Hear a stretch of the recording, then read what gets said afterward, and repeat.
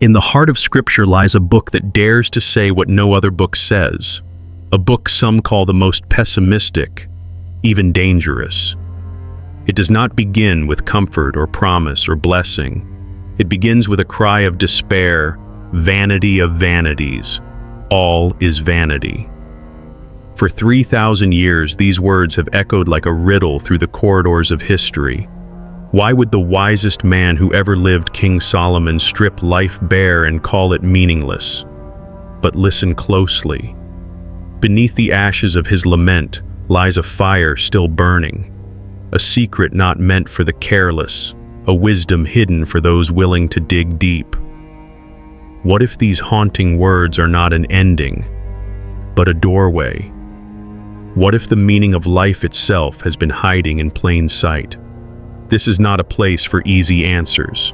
This is where we uncover the buried voices of the past, brush off the dust of forgotten manuscripts, and let the Word of God breathe into our restless souls. Step into this journey with us where Scripture whispers through the ruins of time.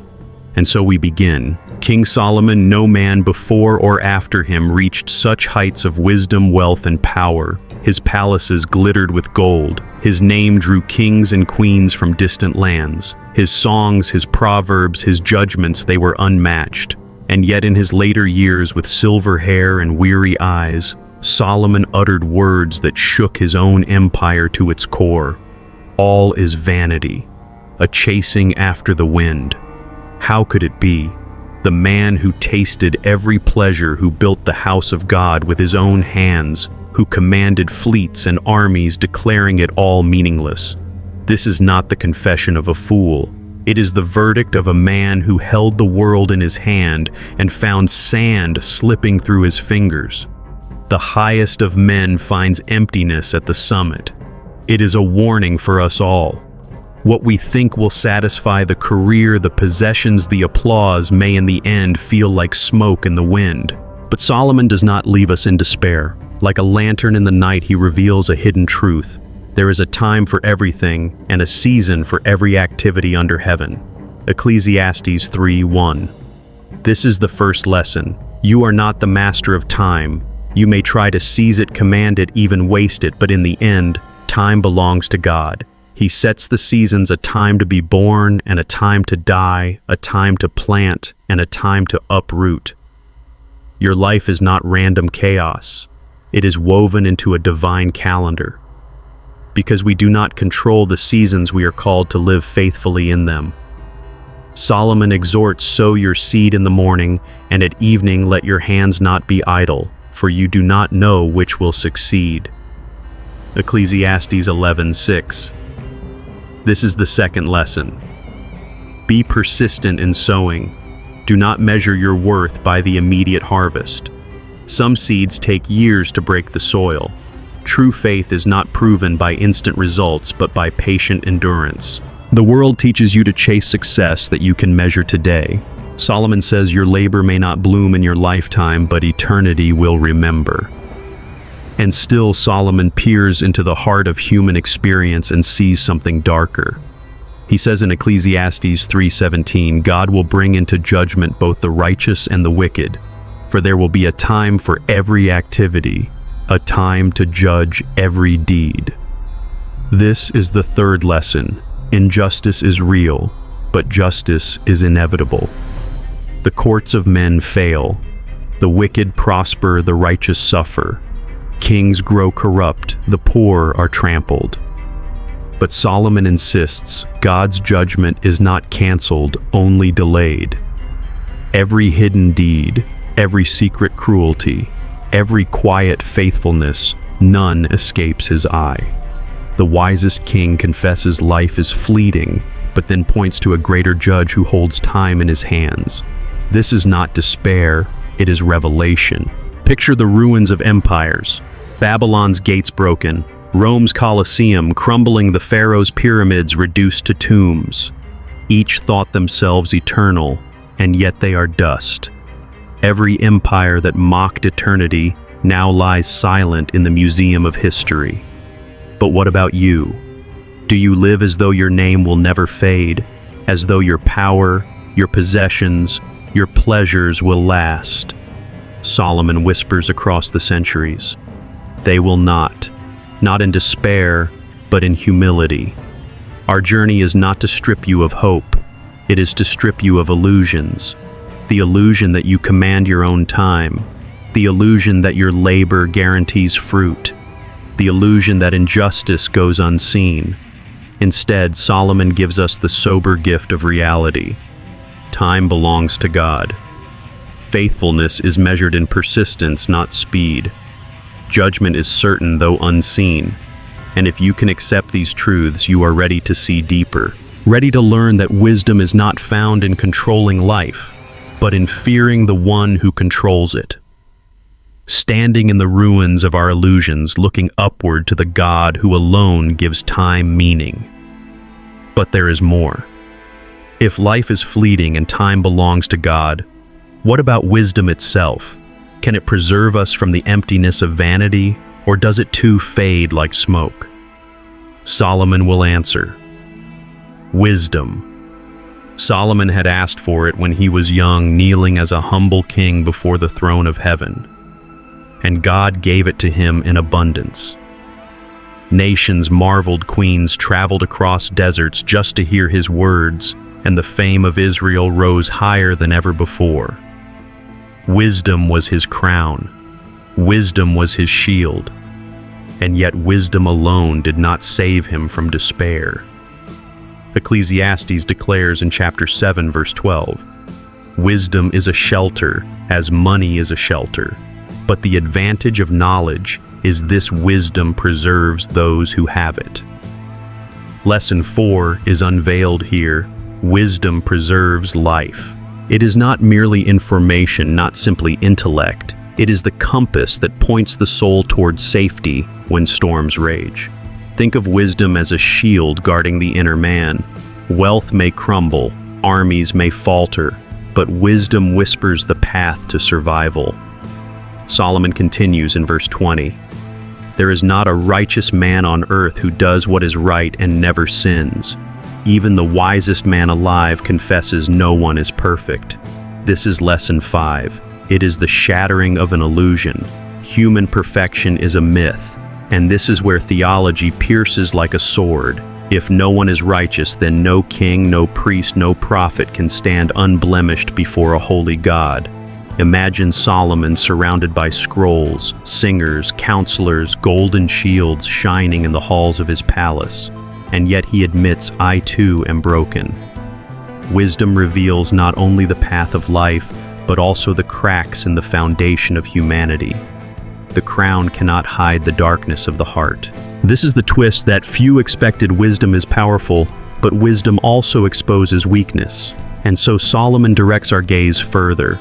Since no one knows the future, who can tell someone else what is to come? Ecclesiastes 8:7. Lesson 6. The future belongs to God. Men build calendars, predict markets, prepare for wars. Ancient Babylon charted the stars. Rome inscribed destinies into law empires, boasted of ruling tomorrow. And yet all collapsed under the weight of time. The wisest admit no human can unlock the seal of tomorrow. The future is God's alone. The greatest kings with the largest armies could not add a single hour to their lives. But Solomon goes even deeper in Ecclesiastes 8:5. The wise heart will know the proper time and procedure. Lesson 7. Wisdom is not omniscience, it is discernment. True wisdom is not knowing everything, it is knowing the right time. It is waiting when the world rushes speaking, when silence dominates obeying, when rebellion seems easier. The world chases knowledge to control, but the wise seek understanding to surrender. Let us picture this truth in history. Imagine the prophets of old, Jeremiah speaking when it brought him persecution, Daniel keeping silent until the appointed time. Even Jesus, the greater Solomon, waiting 30 years before beginning his ministry, though he was the Word made flesh. Wisdom knows the hour. Wisdom is not measured by the amount of truth you hold, but by whether you know when to release it or when to simply bow before the God who holds all truth. Wisdom is strong, but man is weak. Wisdom shields, but man sins. Wisdom guides, but man cannot see tomorrow. Wisdom discerns, but man must wait for God. Wisdom shows us our limits, and in showing us our limits, it points us to the limitless God. Consider Solomon's own downfall. Though the wisest man, he allowed foreign gods into his courts. He built high places for idols, and his heart strayed. Wave peak again. The wisest man alive could not escape the darkness within himself. With humility. To seek wisdom, yes, but not as a replacement for God. To embrace knowledge, but with trembling remembering that righteousness is not ours, but His. The strength of wisdom is not that it makes us invincible, but that it teaches us dependence. It preserves because it leads us away from folly, yet it humbles because it reminds us of sin. So let the lessons echo. Wisdom preserves life. No one is perfectly righteous. The future belongs only to God. The wise know when to wait. This is Solomon's expository testimony, and it is our devotional call. To walk in wisdom is not to claim mastery, it is to admit frailty. To fear the Lord is the beginning of wisdom, because it is the end of pride. And with this closes but only as a doorway. For if wisdom is strong, yet man remains weak, then the next question burns like fire. How do we live with purpose in a world so fragile? Can life be more than vanity if man himself is so limited? Life is short. That is not a revelation. It is something we all know. And yet we live as if the clock will never run out, as if tomorrow is guaranteed. Solomon, with the weight of years upon him, breaks through our illusions with this piercing command. Whatever your hand finds to do, do it with all your might, for in the grave where you are going, there is neither working nor planning, nor knowledge, nor wisdom. Ecclesiastes 9:10. Lesson 8. Rises here. Live with purpose in the present. Do not wait for tomorrow, because tomorrow may never come. The craftsman at his forge, the soldier sharpening his blade, the farmer sowing his seed, all must give their best, now because life does not grant infinite rehearsals. Every heartbeat is an opportunity you will never get back. And yet Solomon turns and delivers a shocking twist. The race is not to the swift, nor the battle to the strong, nor does food come to the wise, or wealth to the brilliant, or favor to the learned. But time and chance happen to them all. Ecclesiastes 9:11.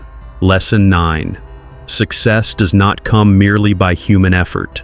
You can train the fastest horse arm, the strongest warrior, educate the brightest mind, and still victory may escape you. This is the haunting truth of history. Armies fell in moments when they should have triumphed. Kings lost crowns through a single turn of fortune. The destiny of nations is not written by human hands, but by the hand of God. We are called to labor with all our strength, yet reminded that strength alone is never enough. We must work, but we must also surrender. We must strive, but we must also trust. You are not called to idleness. You are called to faith-filled effort. Work hard knowing results belong to God. But Solomon does not stop there. He takes us deeper. As dead flies give perfume a bad smell, so a little folly outweighs wisdom and honor. Ecclesiastes 10:1. Lesson 10. One small mistake can ruin much good. Think of the towering structures of history brought down by one hidden crack. A single careless word can destroy a reputation. A single act of betrayal can unravel a dynasty. The perfume of honor is sweet, but one fly of folly can spoil it all. It takes years to build integrity and only seconds to lose it. And then Solomon lifts a hammer to strike once more. If the axe is dull and its edge unsharpened, more strength is needed, but skill will bring success. Ecclesiastes 10:10. Lesson 11. Sharpen your tools before the battle. This is wisdom at its most practical. The farmer does not rush to reap without preparing the sickle. The soldier does not fight without whetting the sword. The preacher does not proclaim without bending the knee. Preparation multiplies effectiveness. Wisdom itself is a weapon. While men shed blood for sharper swords, Solomon reveals the secret. The sharpest edge is not steel, it is understanding. The warrior's greatest strength is not in his arm, but in his discernment. Consider the echoes through Scripture. Joseph, though enslaved, prepared in prison, and when the hour came, he interpreted Pharaoh's dream and saved nations. David, before slaying Goliath, had honed his aim in lonely fields with a sling. Even Christ himself, before the cross, sharpened his resolve in the silence of Gethsemane. True victory is won long before the battle begins. Give all your strength to the present moment. Trust that success is ultimately in God's hands. Guard your life, for one small folly can undo much good. Prepare diligently, for wisdom sharpens the blade of every effort. This is not pessimism, this is empowerment. Solomon does not tell us to despair over what we cannot control. He tells us to focus on what we can, to live with intention, to act with discipline, to trust in God's sovereignty. And when these truths sink deep, life begins to shift. Every choice carries weight. Every act becomes sacred. Even the smallest moment, sharpening the axe, choosing the right word, sowing a seed unseen, becomes part of eternity's tapestry. But Solomon is not finished. If we are to live with purpose, we must also confront another reality: justice and injustice, the rise and fall of the wicked, the inescapable day when every deed is weighed by God. For it is not only about seizing opportunities in the present, it is about reckoning with the moral order of the universe. The world is filled with injustice. From the ancient courts of kings to the crowded streets of today, we have seen the wicked prosper and the righteous suffer. It is the paradox that gnaws at every human heart. And Solomon, with his keen eyes and heavy heart, saw it too. He looked upon corruption in the palace, dishonesty in the markets, oppression of the poor, and asked, "Where is justice?" And then he spoke a proverb both haunting and hopeful. Whoever digs a pit may fall into it. Whoever breaks through a wall may be bitten by a snake. Ecclesiastes 10:8. Lesson 12. The trap the wicked set will one day catch them. The pit dug in secret becomes the grave of its maker. The snare prepared for the innocent ensnares the guilty. History has proven it time and again. Tyrants who built gallows for others found themselves hanging from their own devices. Evil may strut under the moonlight, but before dawn it collapses under its own weight. But Solomon does not leave us with vengeance. Instead, he shifts our gaze with another mystery. Cast your bread upon the waters, for after many days you will find it again. Ecclesiastes 11:1. Lesson 13. Sow goodness generously. Send kindness into the currents of life, and though it may vanish from sight, it will return in time. The Egyptians cast seeds upon the flooding Nile, trusting the waters to deposit them into fertile soil. In the same way, every act of generosity, though unseen, bears fruit in a future season. Wickedness recoils upon its maker, but righteousness multiplies beyond sight. The pit consumes its digger, but the bread cast on the waters feeds generations. What you sow in shadows will one day bloom in the light, whether for destruction or for blessing. Then Solomon strikes deeper, lifting our eyes beyond the cycles of this earth. The dust returns to the ground it came from, and the spirit returns to God who gave it. Ecclesiastes 12:7. Lesson 14. Our bodies are dust, but our souls are eternal. The grave may claim flesh, but it cannot claim the spirit. This is the sobering truth the ancient Egyptians tried to resist with pyramids, the Romans with monuments, the emperors with temples. Yet all crumbled while the soul slipped past marble and stone back to the God who gave it breath. Death is not the end, it is the unveiling of eternity. But Solomon has one more arrow, and it pierces to the heart. After exploring vanity, time, wisdom, and labor, he concludes with the essence of all human duty. Now all has been heard. Here is the conclusion of the matter. Fear God and keep his commandments, for this is the whole duty of man. Ecclesiastes 12:13. Lesson 15. The foundation of justice, the anchor of meaning, the final calling of humanity is this: fear God. Not terror, but reverence. Not superstition, but surrender. To fear God is to recognize him as judge, sovereign, creator, and king. In the end, every crown falls, every title fades, every mask shatters, and only one question remains. Did you fear God? Let the silence weigh heavy. Imagine the great tribunal of heaven, the thrones of emperors empty, the armies of generals dismissed, the vaults of the wealthy dissolved. Humanity stands naked before the throne of the Almighty. No lawyer, no bribe, no excuse, only the truth. And Solomon whispers across the ages that day will come. The pits will be revealed, the bread returned, the dust reclaimed, the soul summoned. And in that moment, nothing matters but whether you feared God with urgency, to abandon the illusion that injustice has the last word, to sow seeds of kindness even when unseen, to live each day with eternity in mind. For justice delayed is not justice denied, and judgment deferred is not judgment erased. Justice and retribution are not myths, they are woven into the fabric of creation. What you sow, you will reap. What you hide will be revealed. What you ignore will confront you. But this truth is not given to paralyze, it is given to liberate. For those who fear God, judgment is not doom, but hope. Retribution is not chaos, but order restored. The judge is also the redeemer, the one who sees both the pit and the bread, both the folly and the faithfulness, not with despair, but with holy trembling. We stand at the edge of eternity, reminded that the justice of God is both inescapable and merciful. But Solomon will not leave us in trembling alone. He will lead us next into a higher note, the discovery that amid vanity, injustice, and the brevity of life, there is joy to be found.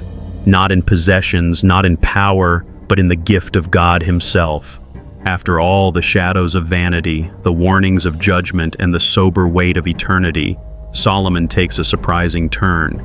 He lifts his eyes from the dust and the futility of human striving, and he points us toward joy. Not the shallow joy of fleeting pleasure, but a joy rooted in God himself. In Ecclesiastes 5:19, he declares, when God gives someone wealth and possessions, and the ability to enjoy them, to accept their lot, and be happy in their toil, this is a gift of God. Lesson 16. True joy is not something we manufacture, it is a gift. It is not the achievement of ambition, but the grace of heaven. The very ability to taste sweetness in your food, to laugh with your family, to rest at the end of labor, these are divine gifts. Without God, life's blessings feel hollow. With him, even the simplest things shine with sacred light. Happiness is not earned, it is received. You cannot force it. You can only accept it as a gift from the hand of God. And yet Solomon does not ignore the reality of wealth.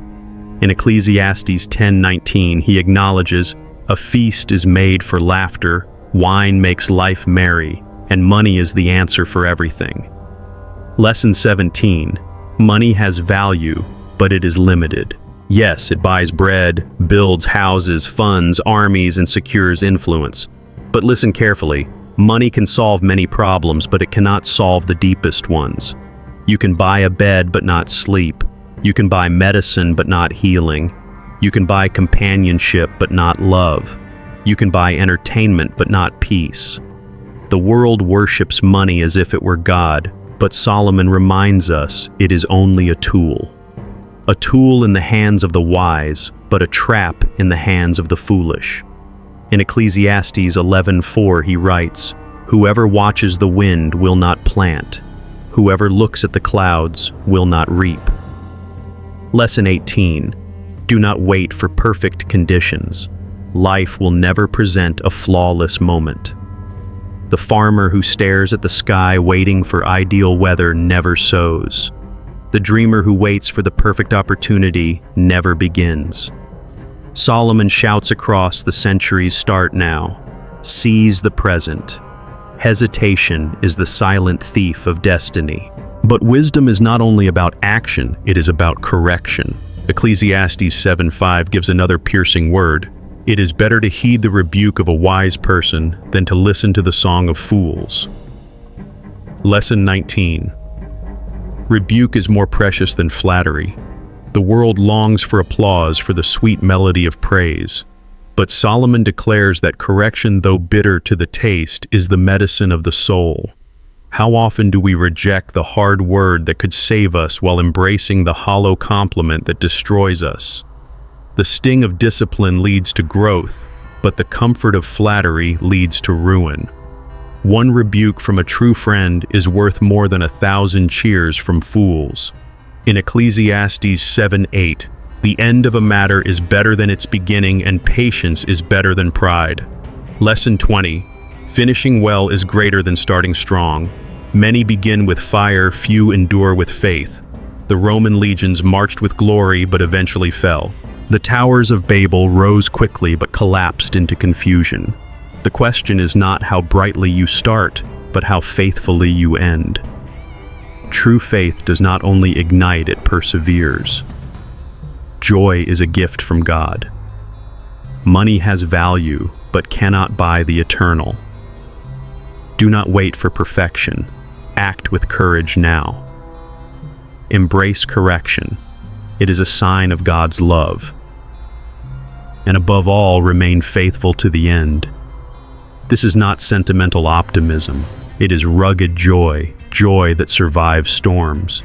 It is the joy of Paul in prison singing hymns at midnight. It is the joy of Job who declared, "Though he slay me, yet will I trust him." It is the joy of Jesus, who for the joy set before him endured the cross. Let these words pierce. Joy is not found in escaping suffering, but in discovering God in the midst of it. Contentment is not the absence of struggle, it is the presence of the giver. Solomon has led us from vanity into joy, from futility into faithfulness. He has shown us that the fleeting gifts of this world find meaning only when received with thanksgiving from the hand of God. But the journey is not yet complete. For as we taste joy, Solomon draws us to the ultimate horizon, the wisdom needed for life's final journey. Death awaits all, yet wisdom lights the path. The end comes for every man. Kings and beggars alike are carried to the grave. The ancient world knew this well. Egyptian pharaohs filled their tombs with treasures, believing they could take wealth beyond death. Roman emperors built monuments to secure their names forever. Yet the sands swallowed their pyramids, the stones of their arches cracked, and their names faded from memory. Death. Solomon reminds us, is the great equalizer. And yet within this inevitability, he gives us wisdom for the journey's end. In Ecclesiastes 9:18, he declares wisdom is better than weapons of war. Lesson 21. Wisdom is greater than might. The armies of history prove it. Jericho's walls did not fall by Israel's swords, but by obedience to God's command. Gideon's 300 men triumphed not by superior weapons, but by divine strategy. Even in our time, empires rise and fall not by brute force alone, but by the wisdom or folly of their leaders. The sharpest sword can kill the body, but wisdom preserves the soul. But Solomon also delivers a sobering truth. In Ecclesiastes 8:14, he laments, "There are righteous men who get what the wicked deserve, and wicked men who get what the righteous deserve." Lesson 22. Righteousness does not guarantee immediate prosperity. This is the tension that confuses the human heart. We see the wicked thriving, the faithful suffering, and we cry out, "Where is God?" Do not mistake God's silence for his absence. Justice delayed is not justice denied. Heaven's calendar is longer than ours. Think of Job covered in ashes declaring, "Though he slay me, yet will I trust him." Think of the martyrs of the early church burned in Nero's gardens yet crowned in eternity. Think of Christ himself, the righteous one, condemned like the wicked, only to rise victorious. And then Solomon directs us further. Do not say, "Why were the old days better than these?" For it is not wise to ask such questions. Ecclesiastes 7:10. Lesson 23. Do not live in the past. Nostalgia can chain the soul. The Israelites longed for Egypt, forgetting it was slavery. We too romanticize what was instead of embracing what God is doing now.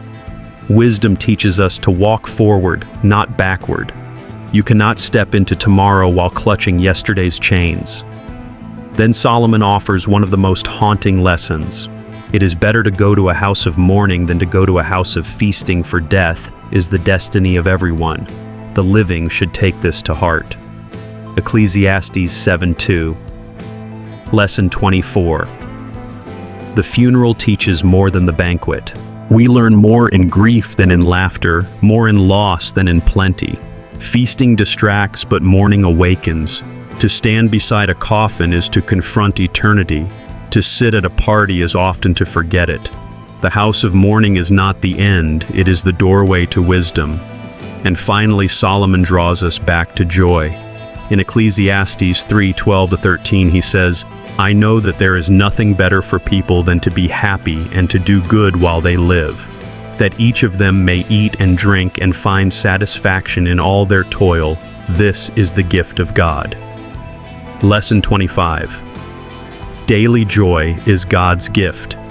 Life is not merely about preparing to die, it is about learning to live. Not in fear, not in regret, but in gratitude.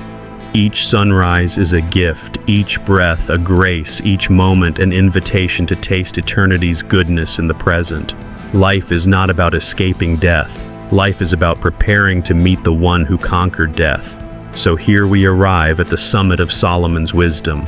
He has taken us through vanity, through time and injustice, through folly and labor, through the shadows of mortality, to this climactic truth. Fear God, receive his gifts, and live with eternity in view. Imagine the end of your own journey. The dust returns to the ground. The spirit returns to God. On that day, wealth cannot defend you. Pride cannot excuse you.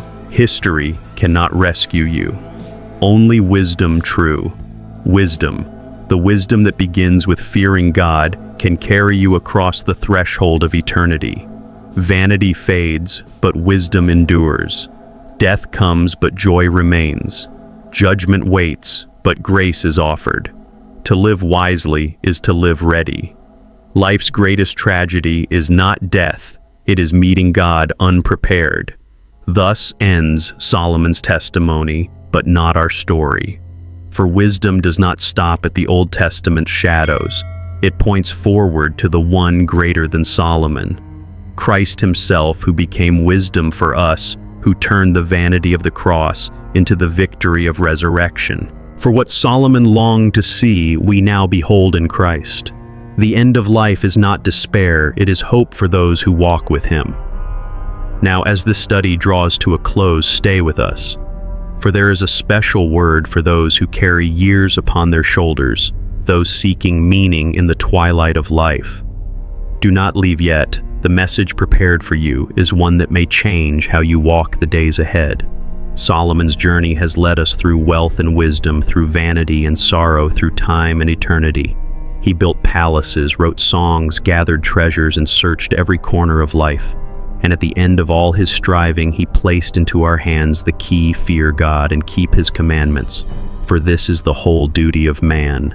That is the heart of Ecclesiastes. Life under the sun may seem fleeting, but life under God is full of meaning. Every joy becomes a gift, every trial becomes a teacher, and every breath becomes a reminder that eternity waits beyond the horizon. Now the story rests with you. What will you treasure? What will you pursue? What will remain when the lights of this world fade? For the quest for meaning never truly ends. It only deepens as eternity whispers your name.